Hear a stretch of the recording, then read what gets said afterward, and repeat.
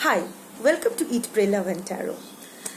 आज नवरात्रि का 3rd day है और जैसा मैंने कहा था कि ये 9 दिन तक मैं सिर्फ आदिशक्ति की मैसेजेस चैनल करने की कोशिश करूंगी। कर्मा कार्मिक रिलीज पे सेशंस लूंगी और हीलिंग, शैडो वर्क, ये सब में ही कंसंट्रेट करूंगी।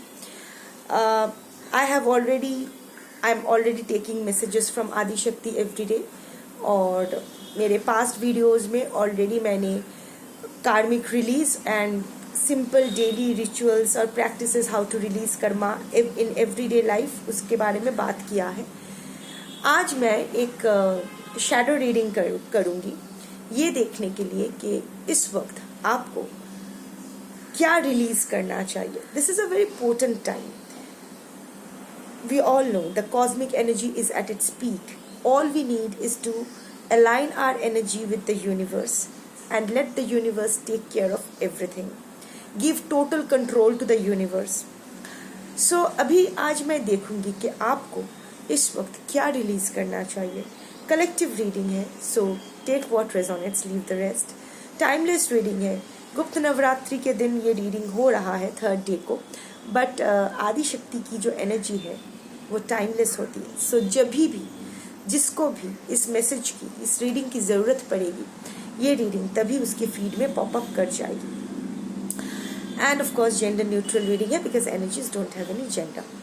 Before I begin I need to protect my energy, so all harm and negativity directed towards me by anyone return to them tenfold with immediate effect. This is my will, so mote it is.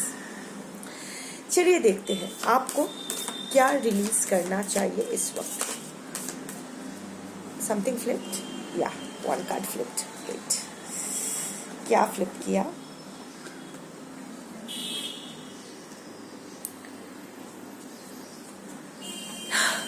Release guilt. Release guilt. I don't know which collective I am reading for, but right now आप बहुत दिल में एक बोझ लेके चल रहे हो, बहुत गिल्ट फील कर रहे हो। इट्स लाइक आपके पाँव में कोई बहुत मोटा सा कोई लोहे का चेन बांधा हुआ है और उसको ही आप घिस घिस के चल रहे हो। Something is bothering you. You know, ये जो guilt is good because narcissist don't feel guilt. So अगर आप गिल्ट फील कर रहे हो इसका मतलब यू हैव एम्पैथी। कम ज़्यादा जो भी है, आपको ये समझ में आ रहा है कि आपने कुछ किया है जो सही नहीं किया है। So the realisation that you have done something wrong is a part of your emotional growth. So first of all acknowledge that yes, I am realizing that I have done wrong. But guilt तब आती है जब मुझसे गलती हो गई, मैंने गलत कर दिया, ये सोच लेके आप बैठ जाते हो, उसका अकाउंटेबिलिटी नहीं लेते हो, उसको आप अमेंड करने की कोशिश नहीं करते हो। यू नो, गिल्ट से रिलीज होने का सिर्फ 3 तरीके हैं and all are interdependence. One is realization, second is reformation and third is rehabilitation. तो पहला ये जो आपसे गलती हुई है ये आप मान गए हो, सो रियलाइजेशन तो हो गया है, पर रिफॉर्मेशन नहीं करोगे, अगर रिफॉर्म नहीं करोगे, उसको अमेंड नहीं करोगे तो फिर इसका कोई मतलब नहीं है। ये गिल्ट दिन ब दिन बढ़ता जाएगा और आपका एक मेंटल इशू बन जाएगा, एक फिजिकल वेलनेस पर भी ये effect फेंकेगा because you are not releasing it. You are still living in the same vibration because every time you are thinking what wrong you have done to someone or in a particular situation, आप बार बार लगातार वही चीज़ें फिर से जी रहे हो emotionally, mentally, and same hormone से secreted हो रहे हैं। The body and the mind is reacting in the same way. तो बार बार एक ही चीज़ आप एक्सपीरियंस करते ही जा रहे हो in a loop. So ultimately you are living in the same vibration, same negative vibration, और वो दिन ब दिन बढ़ता जा रहा है। It is not serving any purpose. क्यों लो ma'am? Oh, nothing. My two cats are fighting. So अचानक से वो ऐसे उल्टा होके गिर गई, तो मैंने सोचा क्या हुआ. Then I looked and then I saw another cat there. So yeah, let them sort their issues on their own. Anyway, ऐसा ही करना चाहिए. So like I was talking about guilt. तो ये आप वाइब्रेशन से तो बाहर ही नहीं आ रहे, उसको ठीक करने के लिए कुछ नहीं कर रहे. यू नो, सोचने से, जस्ट रियलाइज करने से कि मुझसे गलती हुई है, चीज़ें ठीक नहीं हो जाएगी. आप बैठकर सोचोगे तो automatically things are not going to align in your favour. You have to move your ass and walk out of your comfort zone, take accountability of your actions, amend that, and you know, free yourself of that guilt. तभी आपका rehabilitation हो सकता है, तभी एक guilt free होकर आप फिर से नॉर्मल लाइफ में, एक हेल्दी लाइफस्टाइल में वापस आ सकते हो. नहीं तो देखो, ये जो पिक्चर है, यहाँ एक वॉइड है. ये इंसान ये वॉइड लेके जी रहा है. ये गिल्ट, ये you know, nothing is here, but ये बोझ है. So guilt is nothing. ऐसे देखा जाए तो ऐसा कुछ नहीं है कि बहुत भार लेके कोई चल रहा है. It is what do I say, it is the weight of your own consciousness, of your own conscience that is pulling you down because you have done something negative. So आप और एक बात, कभी कभी होता है ना, कुछ चीज़ों के लिए हम लोग खुद को ब्लेम करते हैं जिसके लिए हम लोग गिल्टी है भी नहीं. सो फर्स्ट, सबसे पहले आपको ये बैठ के सोचना चाहिए कि जो गिल्ट आप पाल रहे हो अपने दिल में, दिमाग में, शरीर में, वो क्या एक्चुअली आपका गिल्ट है? आपको वो कैरी करना चाहिए या किसी और का है जो आप लेके घूम रहे हो? क्या मतलब एक ब्लेम शिफ्टिंग हो गया है और आप वो गिल्ट लेके घूम रहे हो? क्या है? अगर आपकी कोई गलती है नहीं, अगर वो गिल्ट आपका है ही नहीं, आपने ऐसा कुछ किया ही नहीं, सो कट, क्लियर, डिलीट. तो just pull your energy back from that person और द सिचुएशन जिसने आपको ये गिल्ट फीलिंग दिया है. अगर किसी इंसान हर दिन आपको ये महसूस करवाता है, नीचा दिखाने की कोशिश करता है, या आपको हर बात पे गिल्टी फील करवाने की कोशिश करता है कि आपकी वजह से उसकी ज़िंदगी बर्बाद हो गई, आपकी वजह से उसके लाइफ का कोई पर्पस नहीं है, उसने आपके लिए बहुत कुछ किया है पर आपने उसके लिए कुछ नहीं किया है, आप तो उसको कभी समझे ही नहीं हो, उसने ही सिर्फ दिया है, उसका पूरा लाइफ आपके लिए सैक्रिफाइस्ड हो गया है. Think about it. क्या सच में ऐसा है? Like if that person is a matured adult, educated adult, having a life and a mind of his or her own, तो आप कैसे उसके हैप्पीनेस, लाइफ पर्पस, उसके लिए जिम्मेदार हो सकते हो? एक हेल्दी इंसान एक इमोशनली इंडिपेंडेंट इंसान होती है. तो अगर कोई आपको ये बोल रहा है कि आपने उसका खुशी का ख्याल नहीं रखा है, आपकी वजह से उसके लाइफ का कोई पर्पस नहीं है, तो ये गलत है. That person actually needs therapy, because वो पर्सन एक डेलुलू में जी रहा है कि आपसे उसको सब कुछ पाना चाहिए. ऐसा नहीं होता है. हर इंसान को इमोशनली इंडिपेंडेंट होना पड़ता है. मेरी खुशी के लिए मेरे जो भी रिक्वायरमेंट्स है उसकी जिम्मेदारी, उसको पूरा करने की जिम्मेदारी मेरी है, किसी और की नहीं. And you know what a healthy relationship is. Emotionally independent या डिटैच्ड होने का मतलब ये नहीं कि तू जा अपने रास्ते, मैं अपने रास्ते. No, not that. Emotionally detached और इंडिपेंडेंट होने का मतलब ये है कि मैं मेरे इमोशंस के कंट्रोल में खुद हूँ. मेरे इमोशंस के रिमोट कंट्रोल किसी और के हाथ में नहीं है. मैं खुद को मैं खुश रहूंगी या नहीं, या मैं डिसाइड करूंगी, ये मेरे हाथ में है. And you know that actually helps our relationship to grow in a healthy way. क्योंकि the moment you become emotionally independent, automatically you become too sexy for your partner and all people around you. क्योंकि जैसे ही आप independent हो जाते हो emotionally, तो automatically आपके आसपास के लोगों से, आपके कंपेनियन या पार्टनर के ऊपर से ये बोझ हट जाता है कि ये उसकी जिम्मेदारी है आपको खुश रखना, आपको कोई लाइफ पर्पस देना. सो वो फ्री हो जाता है, वो बहुत प्रेशर कम हो जाता है. और जब दो इंसान एक एक इमोशनली और फिजिकली हेल्दी वे में मीट करते हैं, एक दूसरे के साथ रहने के बारे में, एक रिलेशनशिप के बारे में सोचते हैं, तो वो रिलेशनशिप भी काफी हेल्दी होता है. So if someone is constantly making you feel guilty by saying that you are the source of my unhappiness, तुम्हारी वजह से मैंने ये नहीं कर पाया, मैं वो नहीं कर पाया या कर पाई, तुम्हारी वजह से ऐसा नहीं हुआ वैसा नहीं हुआ, तो fuck it, just fuck it. That's not your guilt to carry. Also, there is a difference between cheating and delulu.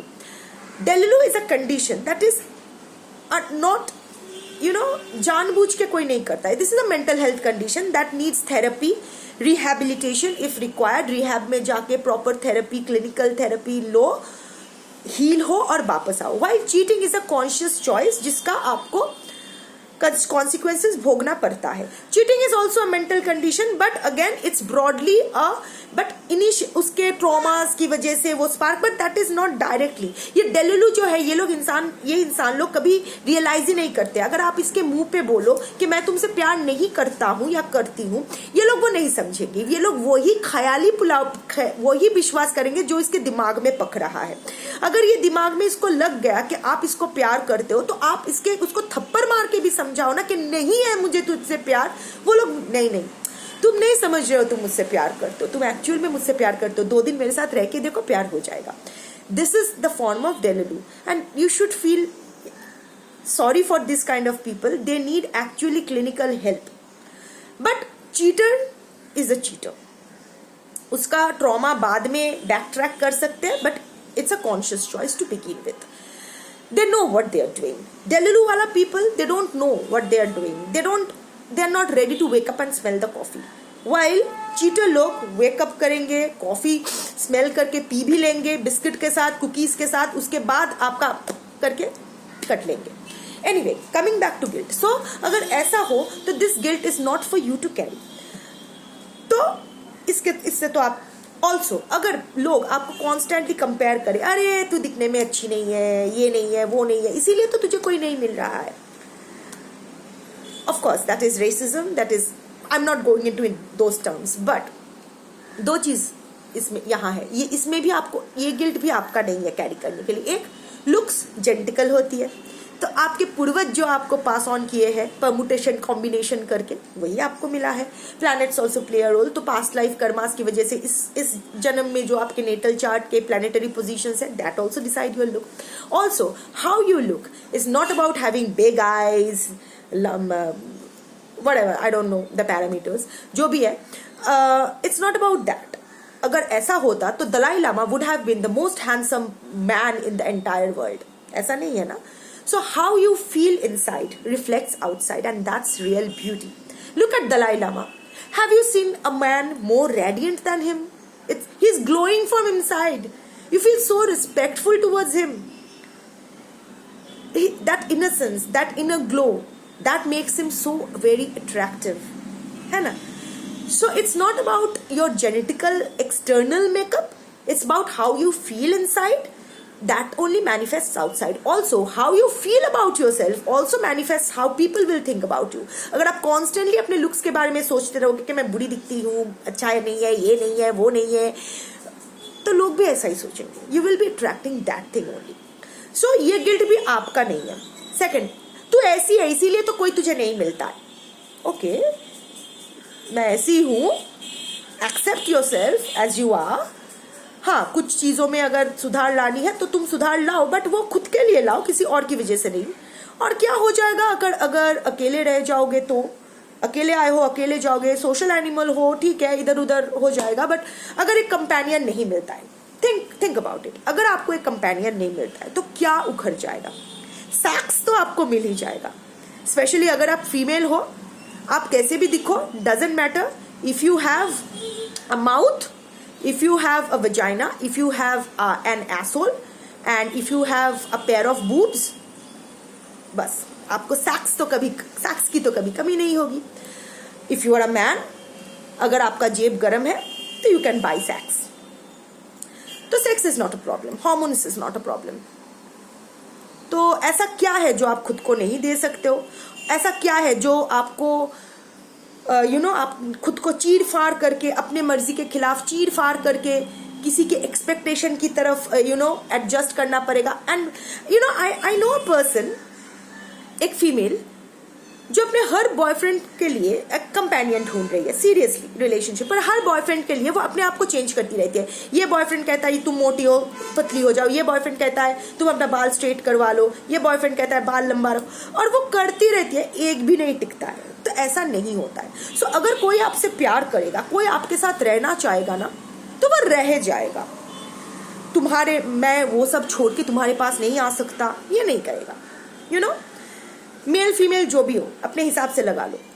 अगर कोई आपके साथ रहना चाहता है, रोमांटिक रिलेशनशिप में हो, फ्रेंडशिप में हो, किसी भी तरह के रिलेशनशिप में हो, तो that person is going to risk everything to be with you, because you are the priority.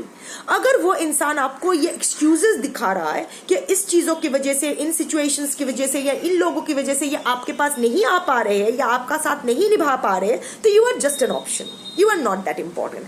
तो अगर आप इंपॉर्टेंट नहीं हो किसी के लाइफ में, तो उसका भी इंपॉर्टेंट होना आपके लाइफ में इंपॉर्टेंट नहीं है. तो ये गिल्ट भी साइड में रख दो. सो अब क्या बचता है कि आपने जो भी गलतियां की है, जो हम सब कर सकते हैं, इंसान है, एक्शंस में गलती हो सकती है, डिसीजन लेने में गलती हो सकती है, and we suffer our karma accordingly. But जो हो गया है, we can't cry over spoiled milk. जो हो गया है वो हो गया है.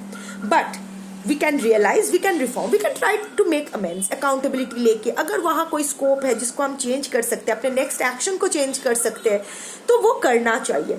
अगर किसी से बात करने से, अपने फियर्स को कन्फ्रंट करने से चीज़ें सुधर सकती है, हमारा गिल्ट कम हो सकता है, तो वो कर सकते हैं.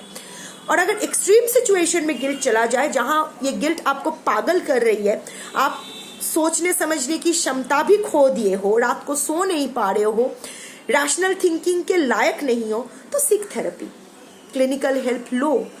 कोई इसमें लज्जा नहीं करना चाहिए. अगर हार्ट के लिए कार्डियोलॉजिस्ट है, अगर शरीर के हर पुर्जे के लिए अलग अलग डॉक्टर्स है, तो मेंटल हेल्थ के लिए भी साइकियाट्रिस्ट है. तो अगर शरीर खराब हो सकती है और उसके लिए हम लोग डॉक्टर से सलाह ले सकते हैं, दवाई ले सकते हैं, तो अगर हमारे दिमाग में कुछ गड़बड़ी चल रही है, तो उसके लिए हम क्यों कंसल्टेशन नहीं ले सकते? इसमें ये इनहिबिशन, इसमें ये स्टिग्मा क्यों है? नहीं है ना. सो गिल्ट फ्री रहो, क्योंकि कुछ भी करो लाइफ में, रिग्रेट और गिल्ट लेके नहीं मरना है.